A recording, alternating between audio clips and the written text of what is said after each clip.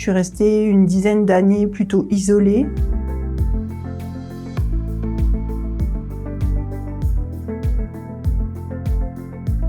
Donc je suis Amélie Renaud, je suis consultante et père aidante handicap. Je vis à Strasbourg, j'ai 48 ans. Je suis maman de 2 grands adolescents de 16 et 18 ans. Et je suis également ambassadrice pour le Centre Intime Agir Grand Est.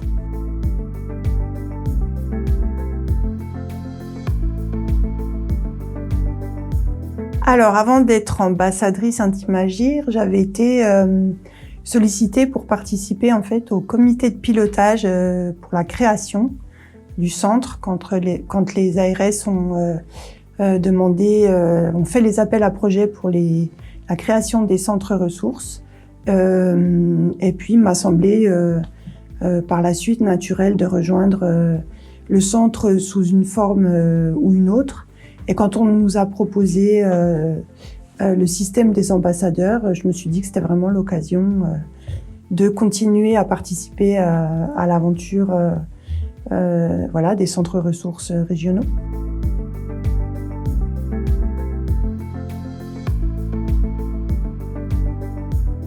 Alors, je suis tétraplégique.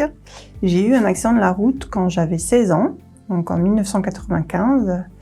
Alors au départ, ça n'a pas été très simple. J'ai eu la bascule entre la jeune adolescente valide que j'étais et la femme handicapée que je suis devenue a été un petit peu difficile à négocier. Je suis restée une dizaine d'années plutôt isolée. J'avais un peu l'impression de ne pas trouver ma place, de déranger même parfois.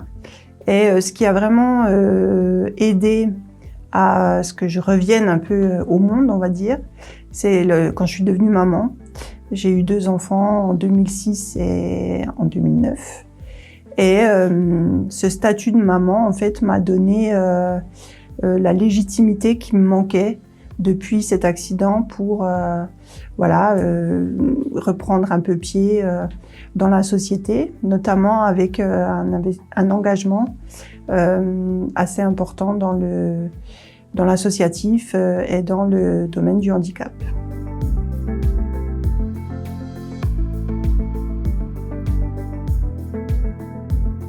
Alors oui, le handicap a des impacts assez importants sur la vie relationnelle au sens large, la famille d'abord, alors surtout quand c'est un handicap acquis, ça vient bousculer totalement l'équilibre de la famille, de la fratrie et de la famille au sens plus large. J'étais la première des petits-enfants chez moi et tout à coup je redevenais finalement un peu la dernière puisque il fallait s'occuper de moi comme d'un enfant. Donc la maman, la grand-mère, les tatas étaient très bienveillantes mais infantilisantes. Donc c'est vrai que les relations sont totalement différentes. Dans la vie affective aussi, puisque j'étais une adolescente qui sortait, qui avait des amis, des petits copains. Et puis tout d'un coup, je me suis retrouvée en jogging, crâne rasé, opérée, paralysée. Et mes amies venaient me voir et elles m'ont avoué bien plus tard qu'en fait, elles n'osaient pas me raconter tout ce qu'elles faisaient, qu'elles sortaient, qu'elles continuaient à avoir une vie d'adolescente parce qu'elles avaient peur finalement de me faire mal au cœur et que je sois triste. Alors que pas du tout, moi je rêvais qu'elles me racontent encore toutes les histoires qui se passaient, les gossips, même si on n'appelait pas ça comme ça à l'époque. Et puis dans la vie affective avec les partenaires de vie, oui, ça a été compliqué aussi. Alors j'ai refait mes armes en centre de rééducation, donc c'était plus simple parce que finalement on était tous logés à la même enseigne. Donc mes premiers petits amis après mon accident étaient eux aussi en situation de handicap. Et puis la première fois où vraiment un homme valide s'est intéressé à moi, je me disais qu'il n'avait pas tout compris à ma situation. Et j'ai mis quand même beaucoup de temps à intégrer et à croire en fait que les hommes pouvaient s'intéresser à moi malgré mon handicap. il y avait toujours quand même une petite question derrière qui me disait mais il doit être un peu bizarre, il doit avoir... Voilà, aujourd'hui c'est plus du tout le cas, mais c'est vrai qu'au départ ça remet beaucoup de choses en question et ça biaise un peu les relations.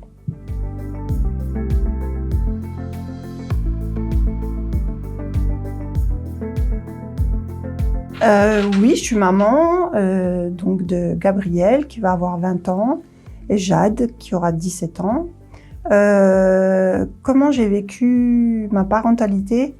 Je pense qu'au départ, je m'étais un peu mis dans la tête que je ne deviendrais pas maman. En tout cas, c'est pas une question qui m'a taraudée au départ. J'étais pas, voilà, j'avais 17 ans, donc je pense que si je l'avais pas été, ça n'aurait pas été un drame. Pour autant, j'ai rencontré celui qui est devenu le papa de mes enfants. Et lui, ça a été une de ses premières questions. Est-ce que tu pourras avoir des enfants? Et comme j'étais très amoureuse, je savais pas trop si oui ou non, mais je lui ai un peu vendu du rêve en lui disant oui, pas de problème. Quand je suis allée voir du coup un gynécologue, il m'a confirmé que je pourrais être maman, que finalement il y avait très peu de handicaps qui empêchaient la maternité, en tout cas dans les handicaps physiques, que mes grossesses allaient se passer comme des grossesses tout à fait classiques. Et c'est ce qui s'est passé. J'ai pas eu plus d'examens qu'une autre femme. Alors, j'ai eu des accouchements où il fallait faire attention que toutes les équipes soient là, urologues, anesthésistes, gynécologues, pour pas arriver un dimanche soir et qu'il y ait personne pour m'accueillir. Mais à part ça, j'ai eu des grossesses et des accouchements, on va dire, normaux. Dans mon statut de maman, ça a été très difficile la première année de mes bébés parce que je pouvais pas m'occuper d'eux moi-même. Et ça a été une des conditions pour avoir des enfants. J'ai obligé mon mari en fait à arrêter de travailler pendant 1 an pour que ce soit lui uniquement qui s'occupe de mes bébés, parce que j'aurais pas supporté qu'une autre femme, même ma maman, prenne ma place. En fait, j'avais l'impression que mes enfants allaient pas se rendre compte que j'étais leur mère. Avec le recul, je me rends compte que c'est un peu pas idiot, mais que c'était pas fondé. Mais en tout cas, moi j'ai eu besoin vraiment qu'on soit papa, maman et le bébé. Et puis une fois qu'ils ont pu marcher, être un peu plus autonomes, ça a été beaucoup plus simple parce que ils pouvaient venir d'eux-mêmes, sur mes genoux. On avait une interaction beaucoup plus facile. Et là, j'avais plus du tout cette peur vraiment viscérale qu'ils sachent pas que c'était moi leur maman. En fait, qu'ils prennent celle qui s'occupe d'eux pour leur mère. Et puis en grandissant, j'ai une relation, je pense, classique avec mes enfants, sauf qu'ils sont devenus, par la force des choses, quelquefois mes aidants. Et c'est vrai que ça, c'est je pense que c'est un sujet qu'on n'aborde pas assez, le rôle des enfants en tant qu'aidants. Mais aujourd'hui, il faudrait leur demander. Mais je pense que on a une relation de maman à enfant plutôt classique.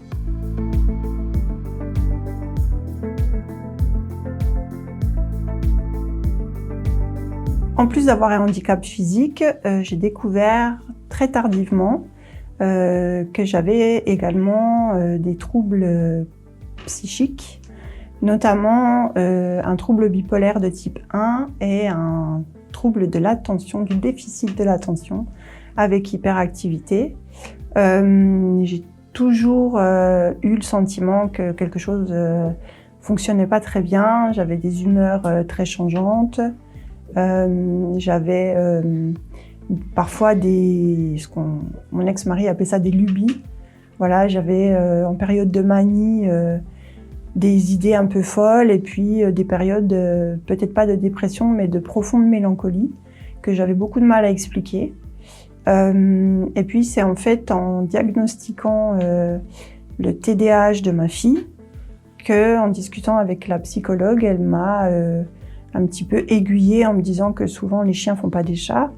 Donc on a d'abord diagnostiqué le TDAH, un haut potentiel intellectuel aussi, et pour finir une jolie bipolarité qui explique ces changements d'humeur. Alors comment ça se traduit dans le traitement? Moi Alors, entre la tétraplégie et les troubles psychiques, j'ai également un problème cardiaque. Donc, je ne peux pas prendre de traitement contre le trouble de l'attention et je ne peux pas prendre non plus de thymorégulateur parce que ça détraque les intestins. Donc, comment je fais? J'ai une psychologue formidable qui travaille avec des techniques comportementales et cognitives. Je suis suivie de très près. Là, ça fait 3 ans que je suis diagnostiquée. Donc, je commence vraiment à maîtriser, en tout cas, à voir venir les humeurs, quand ça descend, quand ça monte. Et j'ai des outils, en fait. Je sais comment faire quand ça monte trop pour me calmer ou quand ça descend trop pour pas tomber totalement dans la dépression. Au quotidien, c'est pas évident, d'autant qu'on est une famille où les troubles psychiques sont assez présents. J'ai ma fille donc qui a un TDAH, mon fils a un trouble borderline et je viens de me remarier. Ça fait 3 ans que j'ai un nouveau compagnon qui est lui aussi bipolaire, qui vient d'être diagnostiqué TDAH. Et cerise sur le gâteau, lui et ma fille ont également un trouble de l'opposition avec provocation. C'est souvent chez les TDAH, donc autant vous dire que le quotidien est pas simple, mais ça permet aussi de mieux se connaître, ça permet d'aller au fond des choses, ça permet de discuter de nos comportements, la communication, c'est vraiment la clé. Et on y arrive, on bricole, mais on y arrive.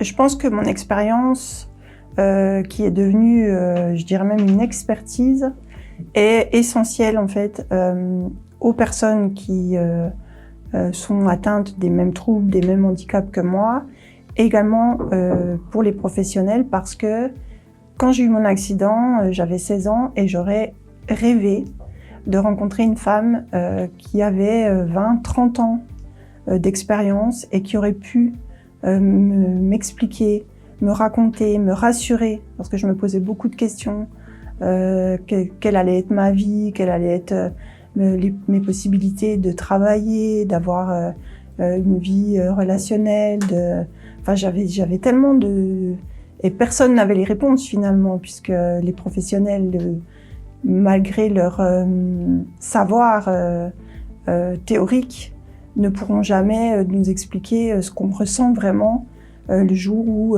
tout d'un coup on est paralysé, le jour où on se rend compte que notre cerveau fonctionne d'une manière totalement atypique. Et c'est en ça vraiment que la paire aidance est essentielle dans les parcours de personnes atteintes de handicap, quel qu'il soit d'ailleurs, parce que l'expérience vaut tous les savoirs du monde. Même si on n'est pas là pour donner des conseils ou pour donner des réponses types. Chacun a son parcours, chacun a son vécu, mais ça reste quand même vraiment essentiel et facilitant d'avoir quelqu'un en face de vous qui vous dit « Ok, là, il t'arrive quelque chose de terrible. Ce que tu vis, c'est vraiment pas facile, mais il y a une porte de sortie, il y a de la lumière au bout du tunnel. Et voilà, moi, ce qui m'est arrivé, ce que j'ai vécu. Je te dis pas que tu vas vivre la même chose, mais en tout cas, c'est possible. Juste savoir que c'est possible, c'est déjà énorme. »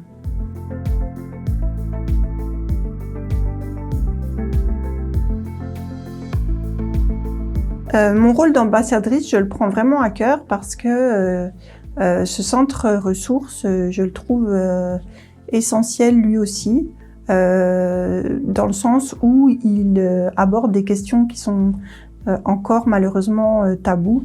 La vie intime, la vie affective, la sexualité, la parentalité, mais aussi les violences. Et je dirais même surtout les violences qui sont encore trop souvent tues dans le milieu du handicap, que ce soit dans la famille, que ce soit dans les institutions.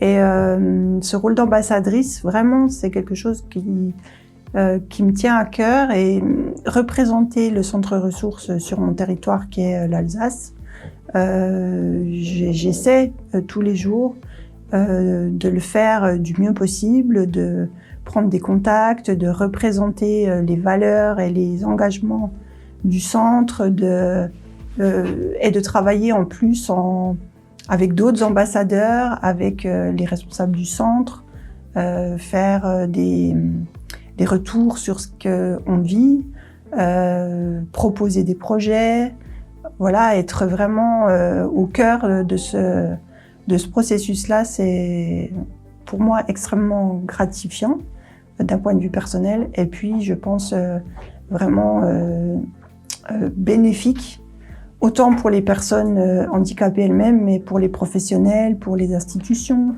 pour les administrations, voilà, qui se posent des questions sur ces sujets-là et qui n'ont pas toujours les bonnes réponses.